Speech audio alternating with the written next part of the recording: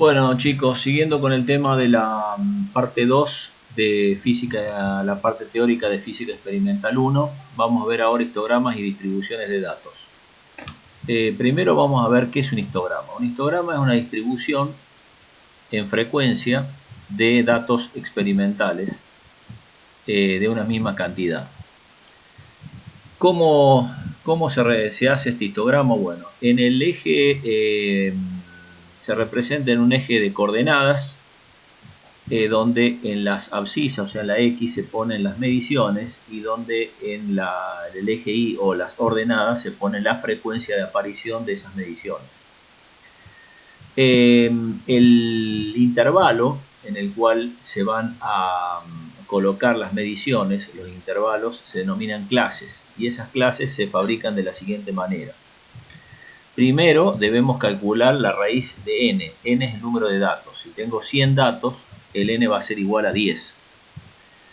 Que es más o menos el valor aproximado de intervalos, o sea, del número de intervalos que va a haber en el histograma. Por lo tanto, después tomo el rango, que sería la diferencia entre el valor máximo y el mínimo, y divido ese rango por el número de intervalos, que era la raíz de n, y con eso calculo cuál sería el ancho del intervalo. A partir de ahí, entonces, yo al valor mínimo le sumo esa cantidad y voy así generando los distintos intervalos o clases, que en total tienen que ser 10. Dentro de cada clase voy a ir colocando mis datos experimentales y de esa manera se va a ir construyendo el histograma, como vamos a ver más adelante. Bueno, como ya tengo todas las clases, los 10 intervalos en este caso, como habíamos dicho que los datos eran 100, entonces por lo tanto los intervalos tenían que ser 10. Ahora tomo un dato y ese dato va a caer en un cierto intervalo. Vamos a aplicar una convención de intervalos, cerrado a izquierda y abierto a derecha. Se nos significa que el dato, digamos, tiene que ser, digamos, aceptado a la izquierda, y cuando llega al extremo derecho, si coincide con el valor del extremo derecho del intervalo, se coloca en la clase que sigue o en el intervalo que sigue. Se excluye, digamos, de ese intervalo. También se construye una tabla que muestra para cada intervalo el número de valores que cae en ese intervalo y bueno, si ese número se divide por el número total de datos, se obtiene una frecuencia que es la frecuencia, digamos, relativa. Se construye un gráfico asignando a cada intervalo un rectángulo cuya altura es la frecuencia relativa. Eso sería básicamente la configuración de un histograma. Bueno, acá presentamos una tabla con distintos valores del periodo de un péndulo, está en segundos, y como ven son 100 medidas. Va desde 281, 281 y el último serían 277 y 277.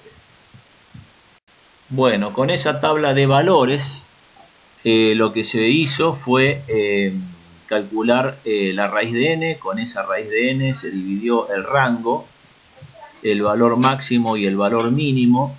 La diferencia se dividió por la raíz de n y con eso se determinó una cantidad de segundos que es el ancho del intervalo. A partir del valor más chico, que es 267, se le sumó esa cantidad y me dio 269, que es el primer intervalo del histograma. Luego de 269 a 271, después de 271 a 273, pueden ir leyendo en la tabla. Después de 273 a 275, como pueden ver, el intervalo o el ancho del intervalo es 0,02. Bueno, así fue construyendo, abierto, cerrado a izquierda y abierto a derecha, se construyeron los 10 intervalos. Ahora uno lo que tiene que hacer es tomar la tabla y fijarse cuántos datos entran en cada uno de estos intervalos. En el primer intervalo, 267 a 269, entran 2 datos y así sucesivamente, 2, 7, 6, 10, 15, 20, 10, 12, 10, 2, 2.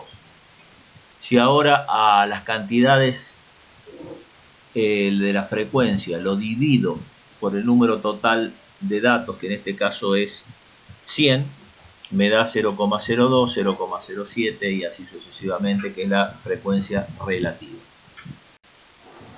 Bueno, ahora tenemos que graficar esa tabla y como vemos tenemos que tener 10 intervalos entre 267 a 289 y bueno, elegí una escala adecuada en el eje X en segundos para el periodo del péndulo y una escala adecuada en la parte de frecuencia relativa. Acá ustedes pueden graficar la frecuencia relativa o la frecuencia directamente.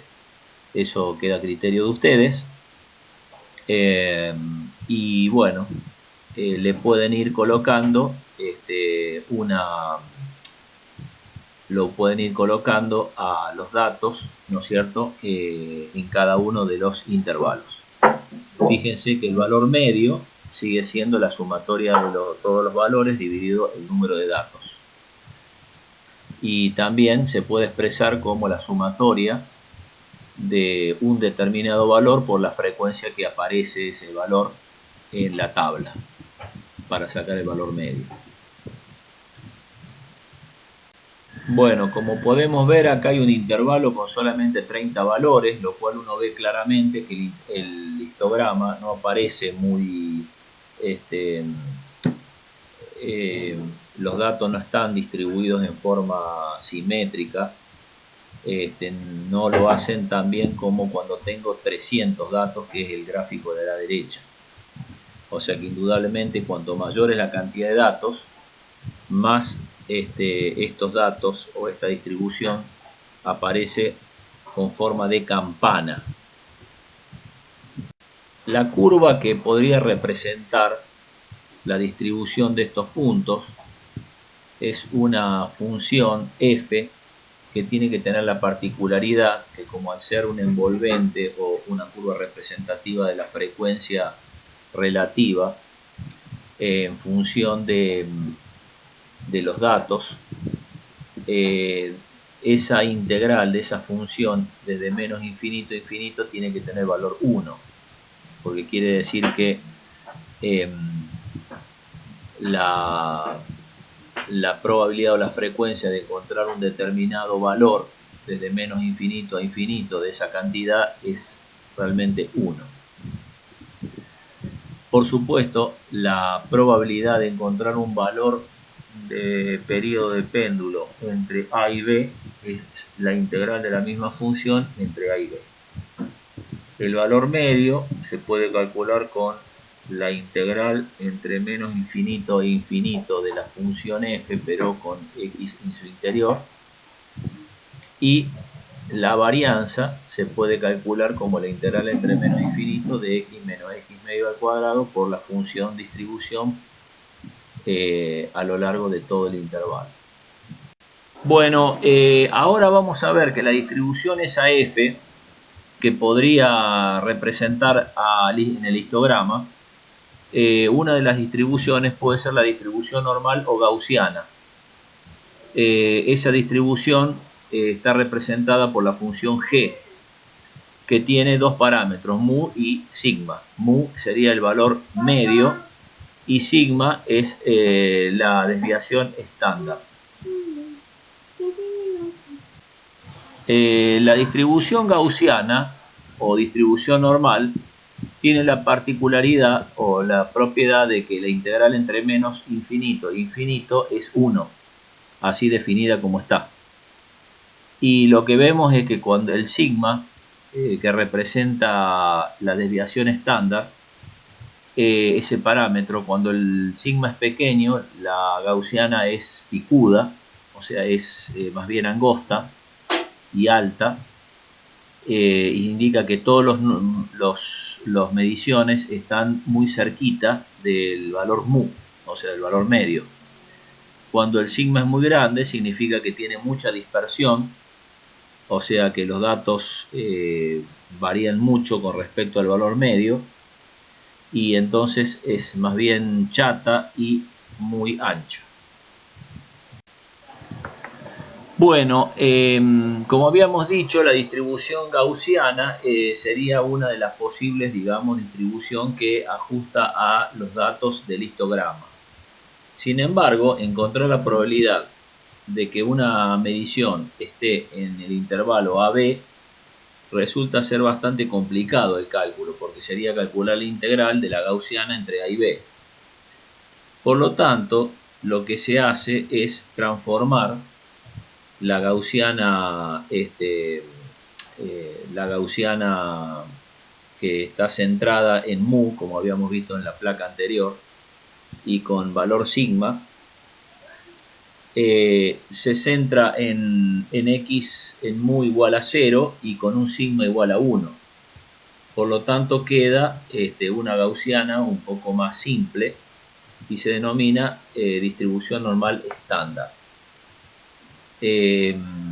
Bueno, entonces esa distribución ahora, para que esa distribución se represente de esa manera, se tiene que definir un parámetro que se llama estadístico, que es el valor de z. Z va a ser igual a x menos mu sobre sigma. Ese sería el valor de z. Por lo tanto, la gaussiana ahora, en vez de quedar en función de x, queda directamente en función de z, con valor medio o mu igual a 0 y sigma igual a 1. Las propiedades que tienen esa función es las que están abajo de la placa. Es decir, si yo tengo un z, para que z esté entre A y B, podemos directamente calcular la probabilidad de que z sea menor o igual a B menos la probabilidad de que z sea menor o igual a A. Y si queremos ver la probabilidad de que z sea mayor o igual a C, podemos hacer 1 menos la probabilidad de que z sea menor o igual a C. Bueno, la distribución normal no estándar es aquella donde el sigma no es 1 y el valor de mu no es 0. Entonces, por lo tanto, podemos preguntarnos cuándo, digamos, un x, que sería el valor realmente de la magnitud que estamos midiendo, está entre un determinado valor alrededor del promedio, o sea, a más sigma o menos sigma, a 2 sigma más menos 2 sigma, o a 3 sigma más menos 3 sigma. Bueno, eso ocurre acá en esta placa, nos da idea de que encontrar un valor medido a más menos sigma del promedio representa un 68% de probabilidad, un 95% de encontrarlo en 2 o más menos 2 sigmas, y a 3 sigmas a derecha e izquierda es casi el 99%, casi el 100%. Bueno, en esta tabla es la tabla de la distribución normal estándar, cuando uno es una distribución donde sigma vale 1 y donde el mu vale 0, o sea que está centrada en 0 la distribución gaussiana.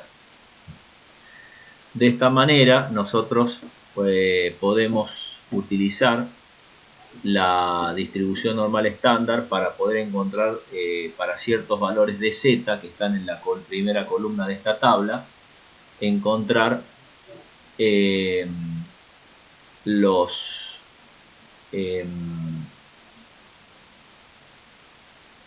valores, digamos, del área bajo la curva con distintos grados de precisión. Por ejemplo, acá tenemos z, la primera línea es z menos 3,40, 3,41, 3,42, 43, 44, 45, 46, 47, 48, 49, ya pasamos a menos 3,30.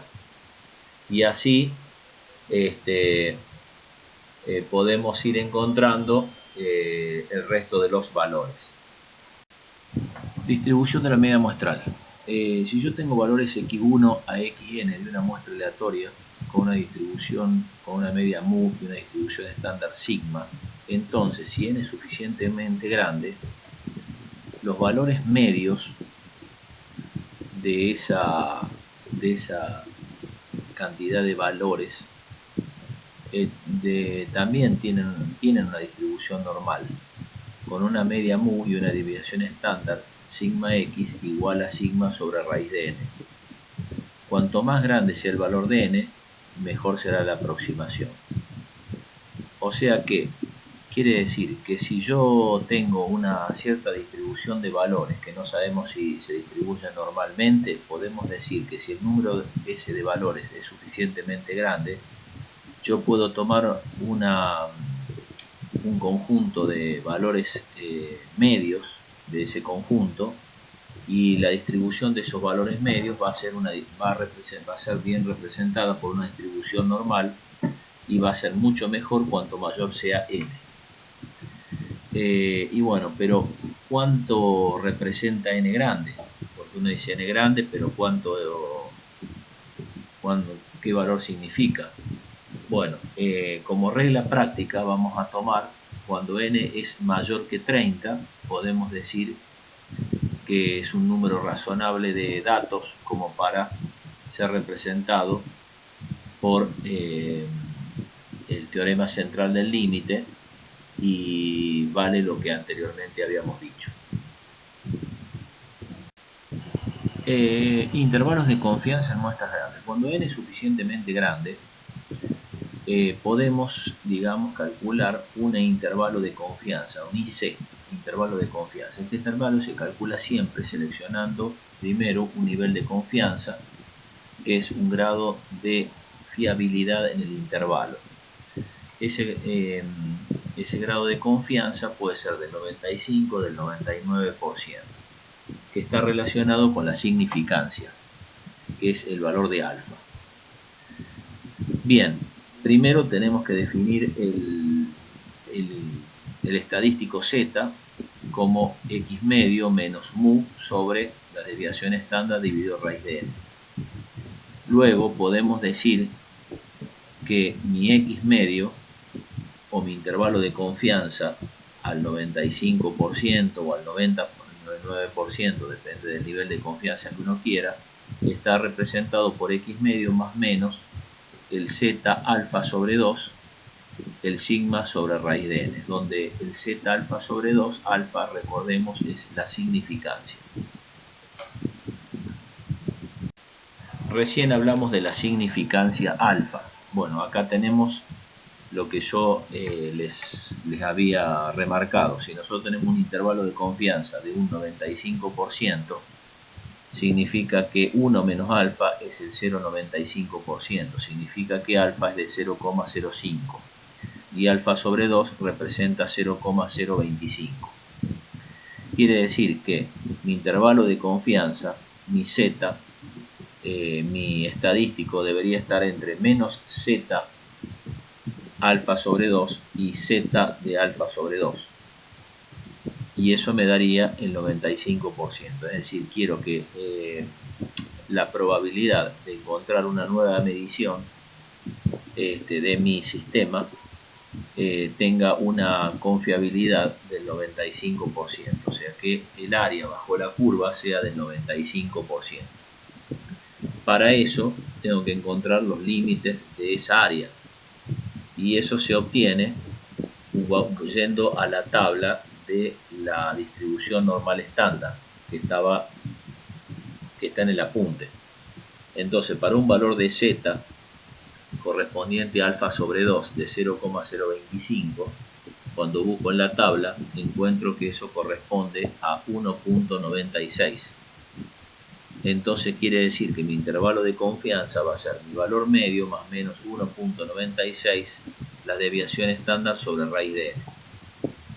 Observemos que si tomamos alfa sobre 2, o sea z de alfa sobre 2 igual a 2 en vez de 1,96, quiere decir que el intervalo de confianza del de confianza ya no va a ser el 95%, sino va a ser el 95.44. Si z es de alfa sobre 2 es igual a 1, entonces el intervalo de confianza representa el 68,26%. Eso lo pueden verificar en la tabla, como habíamos dicho, de la distribución normal estandarizada. En el caso de que los datos experimentales sean menor que 30, ya no podemos usar la distribución normal estandarizada. Tenemos que usar otra distribución, y esta distribución se denomina t-de-Stewart, distribución T, que las características las vamos a ver más adelante. Bueno chicos, sigamos. El nivel de confianza y precisión. Por ejemplo, generalmente está estandarizado que el nivel de confianza en el 95%. También se puede establecer el nivel de confianza del 99%. Sin embargo, cuando uno pide el intervalo de confianza del 99%, está, obviamente el intervalo es mucho más grande. Es de 2,56 el z de alfa sobre 2. 2,58, perdón. Mientras que en el caso del 95 habíamos visto que era, ¿no es cierto?, un 1,96, lo cual indica que es mucho más chico. Entonces, generalmente una estimación de intervalo altamente confiable es imprecisa porque los puntos extremos del intervalo están muy separados. Mientras que en un intervalo preciso puede ocasionar una confiabilidad relativamente baja. Uno de los problemas que surgen generalmente en física experimental es comparar dos valores experimentales. Se quiere llevar a cabo un procedimiento de prueba que nos permite decidir si un valor medido es igual o distinto a un valor aceptado universalmente, al que llamaremos μ0. Ejemplo, supongamos que queremos medir la gravedad y la gravedad universalmente aceptada en Córdoba vale 9,8, por ejemplo. Queremos saber si con el método experimental nuestro obtenemos el mismo valor o distinto. Para ello se utiliza un método, un procedimiento que es de prueba. Ese procedimiento de prueba establece una hipótesis nula y una hipótesis alternativa. La hipótesis nula, o sea, o H0, es determinar que mu es igual a μ0. El mu determinado en mi prueba, en mi medición, es igual al μ0 o el llamado valor aceptado universalmente. La hipótesis alternativa, en cambio, es lo contrario de la hipótesis nula. Es decir, si es igual la hipótesis nula, la hipótesis alternativa tiene que decir que es distinto. Se procede a determinar el parámetro conocido como estadístico de prueba, que es el z, o sea, mi valor obtenido, que es x medio, menos μ0, que es el valor aceptado universalmente, dividido la desviación estándar del promedio de las mediciones que hice. De esa manera defino el estadístico de prueba. Una vez definido el estadístico de prueba, que es el z, también tenemos que determinar la significancia, es decir, el problema planteado, queremos ver con qué confianza o qué significancia queremos que nuestro valor medido, nuestro x medio, sea igual a el valor aceptado universalmente, μ0. Para eso tenemos que dar alfa, el nivel de significancia. En este caso es del 5%, por lo tanto significa que alfa sobre 2 va de 0,025. Y entonces se puede establecer mediante la tabla de la distribución normal estandarizada, se puede determinar que el z de alfa sobre 2 es igual a menos 1,96. Por lo tanto, la zona de rechazo va a ser cuando Z sea mayor que 1,96 o menor que menos 1,96. RR es zona de rechazo o región de rechazo. Quiere decir que si mi Z que yo obtengo como estadístico de prueba está dentro de este intervalo, significa que la hipótesis nula es falsa. Por lo tanto, los valores obtenidos o el valor medio obtenido de mi prueba es distinto al valor aceptado universalmente. Bueno, vamos ahora a un ejemplo. De una muestra de 50 lentes para anteojos se determina que el grosor promedio muestral es de 3,05 milímetros y la desviación estándar muestral es de 0,34 milímetros. Se desea que el grosor promedio de las lentes que se fabrican sea de 3,20 milímetros. ¿Sugieren los datos muestrales que el grosor promedio de las lentes es diferente al deseado? Pruebe con alfa igual a 0,05. Bueno, acá tienen ustedes claramente que el grosor de las lentes tiene que ser de 3,20. Sin embargo, en la muestra que yo tengo de 50 lentes, el valor promedio es de 3,05 milímetros y su desviación estándar es de 0,34 milímetros. La pregunta es, ¿están correctas las lentes que yo estoy fabricando? ¿Están muy lejos del valor que pide el fabricante? Bueno, para eso lo primero que hay que hacer es establecer las hipótesis o la prueba de hipótesis. La prueba de hipótesis se establece la hipótesis nula y la hipótesis alternativa. La hipótesis nula es H0, es que mu va a ser igual a 3,20. Y la hipótesis alternativa es HA, es que mu es distinto de 3,20. Para eso calculo el estadístico de prueba, Z, como X medio menos mu 0 sobre S de X medio. El valor se hace de 3,05 menos 3,20 dividido 0,34 dividido raíz de 50. Recuerden que en el dividendo va la desviación estándar del promedio, o sea, no la desviación estándar de cada medición. Eso ya lo habíamos visto en la parte 1. Es el sigma dividido la raíz de n, el número de datos, en este caso 50. Bueno, ese estadístico de prueba me da menos 3,119. Y bueno, y ahora establezco las zonas de rechazo.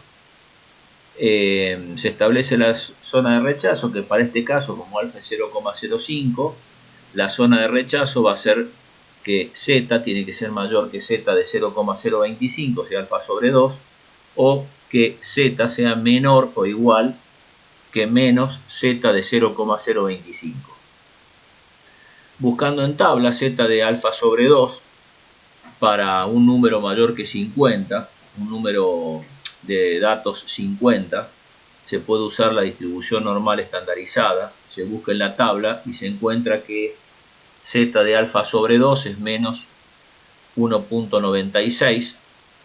Por lo tanto, uno puede establecer la zona de rechazo como Z mayor e igual que 1,96 o Z menor o igual a menos 1,96. Como mi estadístico de prueba es menos 3,119, quiere decir que Z es menor que menos 1,96. Entonces, como conclusión, se rechaza la hipótesis nula. Por lo tanto, se quiere decir que el grosor de las muestras que se está fabricando no coinciden con las que pide el fabricante o la que pide la norma del modelo ese de anteojos. Bueno, dentro de la prueba de hipótesis existen dos posibles hipótesis alternativas, cuyas respectivas regiones de rechazo con un nivel de significancia alfa son. La hipótesis alternativa podría ser que mu sea menor que mu 0, por lo tanto la zona de rechazo sería que Z sea menor o igual a menos Z de alfa. Y la hipótesis alternativa podría ser que mu sea mayor que mu 0 y la zona de rechazo sería que Z sea mayor o igual a Z de alfa.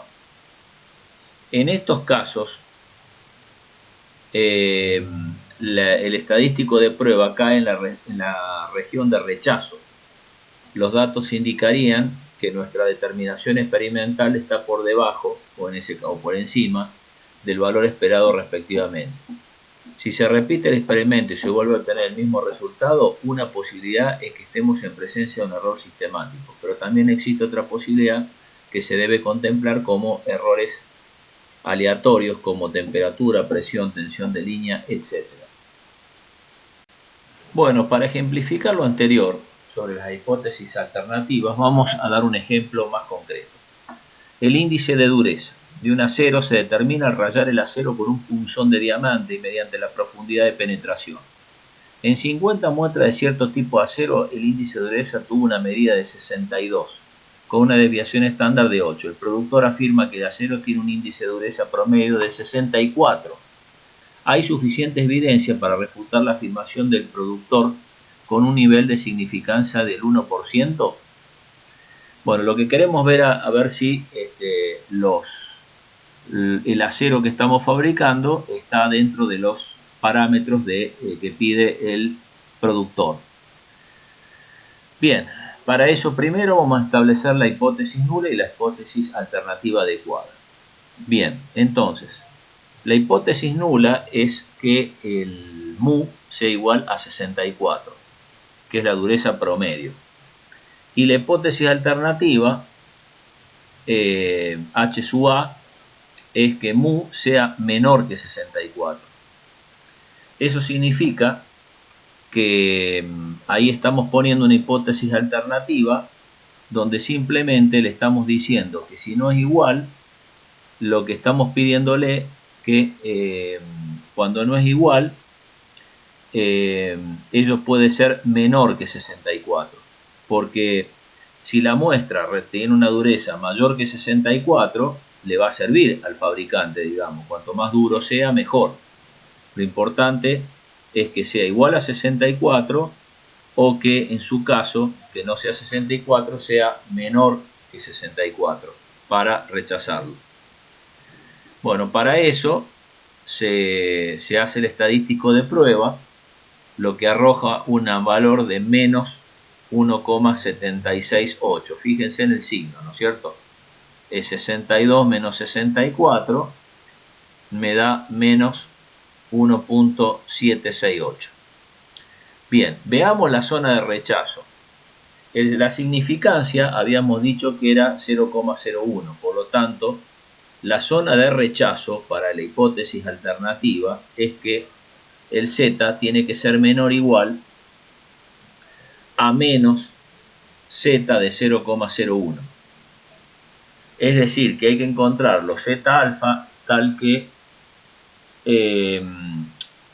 Z sea menor que Z alfa igual que sea menor. Entonces, que su probabilidad de encontrarlo en la región con Z menor que Z de alfa sea igual a 0,01. Como el Z de alfa con 0,01 en la tabla resulta ser de menos 2,33, vemos que el valor nuestro, o sea, la zona de rechazo queda definido como Z tiene que ser menor o igual a menos 2,33. Como el valor Z es menos 1,768, significa que no pertenece a la zona de rechazo. Entonces, por lo tanto, podemos decir que la dureza no es igual a 64, está bien, no es igual a 64, pero dentro de la significancia que se está pidiendo son iguales. O sea, no hay por qué preocuparse, se está más o menos, se está dentro de esa significancia haciendo un producto de acuerdo a lo que pide el productor. Como se dijo anteriormente, nosotros podemos estar con interés de nuestro valor medio de una tanda de datos, compararlo con los datos obtenidos por otro grupo experimental o por otro método experimental que nosotros hayamos utilizado para medir esa magnitud física. Entonces podemos tener el x medio más menos s de x medio y un y medio más menos s de y medio. Si queremos saber si son iguales, lo que tenemos que hacer es otra vez hacer una prueba de hipótesis. En ese caso, suponiendo nuevamente que estamos en presencia de muestras grandes, el procedimiento sería la hipótesis nula, sería que mu1 menos mu2 sea igual a 0, y el estadístico de prueba ahora se define de esta manera. Z es la diferencia de los valores medios dividido la raíz cuadrada de la suma de los cuadrados de las desviaciones estándar de los promedios. Nuevamente, pedir que la hipótesis nula que sean iguales. La hipótesis alternativa es define, digamos, una región de rechazo con un nivel de significancia alfa. Pero las hipótesis alternativas pueden ser varias. Una puede ser que, como mu1 menos mu2 no sea 0, puede ser que sea menor que 0.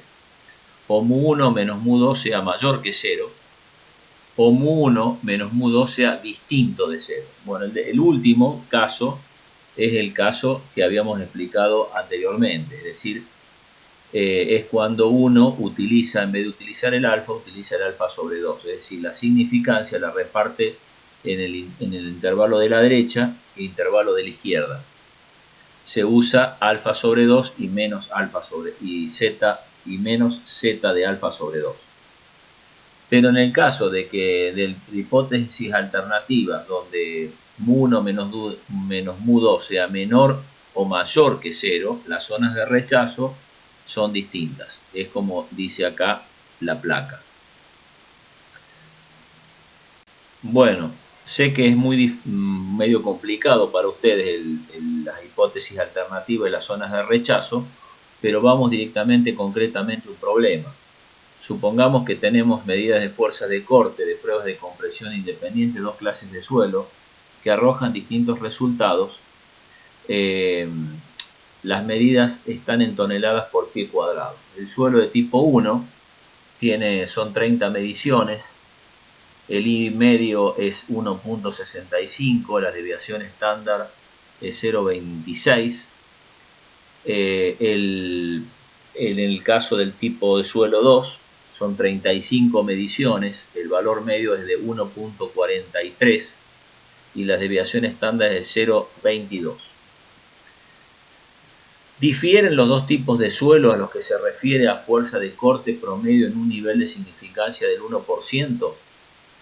Entonces, para eso establecemos la hipótesis nula y la hipótesis alternativa. La hipótesis nula siempre decimos que mu1 menos mu2 es igual a 0, o sea que mu1 es igual a mu2, básicamente. La hipótesis alternativa podemos decir que son diferentes, es decir, ni uno es mayor que el otro, ni el otro es menor que el primero. Simplemente estamos diciendo que son distintos. Al ser distintos, la zona de rechazo, el intervalo o región de rechazo cambia. Tenemos que usar, acuérdense, alfa sobre 2. Bien, entonces, vamos al cálculo del estadístico de prueba. En el cálculo del estadístico de prueba, ya habíamos visto la fórmula, nos da 3,648. La región de rechazo, habíamos dicho que es con respecto a alfa sobre 2, o sea 0,005, y menos z de 0,05. La z se saca directamente desde la tabla, nos arroja un resultado de menos 2,575. Por lo tanto, el intervalo de rechazo es que el z tiene que ser mayor que 2,575 o que z tiene que ser menor que menos 2,575. Como el valor de z es 3,648, es mayor que este valor que está acá. O sea, digamos que está dentro del intervalo de rechazo. Por lo tanto, como el estadístico de prueba pertenece a la zona de rechazo, se rechaza la hipótesis nula a favor de la alternativa, por lo tanto los suelos son diferentes con un nivel de significancia del 1%. Bueno, todo como vimos en el ejemplo anterior, el número de datos resultó ser de 30 para arriba. En un caso los suelos tenían 30 mediciones, en el otro caso 35 mediciones. Bien, sin embargo, podemos tener un conjunto de datos, una muestra pequeña, o sea, con datos menor que 30, como habíamos dicho. Entonces, en ese caso se usa una distribución de Student. La distribución de Student tiene dos grados de libertad. Por un lado la significancia y por otro lado los grados de libertad del sistema. Los grados de libertad del sistema es el número de datos menos 1. Y el grado de significancia era lo que habíamos dicho, veníamos trabajando. Que está relacionado la significancia con los niveles de confianza, que es 1 menos alfa. En la tabla que ustedes van a tener para la TDStudent cuenta de dos columnas. En una les da los grados de libertad y por otro lado le da los niveles de significancia. No está hecha la tabla de Student para todas las significancias que ustedes quieran, sino para algunas. Por lo tanto, en ese sentido, el docente le va a tener que dar una significancia que aparezca en la tabla. Pero bueno, se suele hacer eso. En el caso de grado de libertad, no, la tabla está hasta los 30 grados de libertad aproximadamente. Así que la van a poder usar perfectamente. Con respecto al estadístico de prueba que se usa para el caso del TDStudent, es T, como dice ahí, igual a X medio menos mu sobre S sobre raíz de N. Es muy parecido al valor del estadístico Z. Bueno, ¿qué propiedades tiene la distribución TDStudent? Bueno, cada curva tiene una forma de campana con centro en 0. Cada curva está más dispersa que la curva de estándar normal, o sea, es una curva mucho más dispersa, mucho más aplanada. A medida que los grados de libertad aumentan, la dispersión disminuye, porque digamos, a medida que el grado de libertad aumenta, se parece más a una gaussiana, aumenta el número de datos. Y a medida que el número de datos o los grados de libertad aumenta, tiende a infinito, la curva TDStudent se aproxima a la distribución normal. Acá tienen, digamos, la curva Z, que sería la distribución normal, y acá tienen una TDStudent con 25 datos, o grado de libertad 25, o sea, 26 datos, y una curva de TDStudent con 5 grados de libertad, o sea, hecha con 6 datos. Como ven, es más bajita. Bueno, con esto terminamos la segunda parte del teórico de física experimental 1. Y bueno, ustedes van a utilizar en forma indistinta, van a usar tanto distribuciones normales como TDStudent, dependiendo siempre del número de datos que tengan. Y van a tener que usar esas dos tablas de distribuciones y van a tener que definir claramente los estadísticos. Bueno, todo este material lo tienen que volcar en las guías de trabajo práctico, que son 3, y de esta manera afianzar todos estos conceptos teóricos.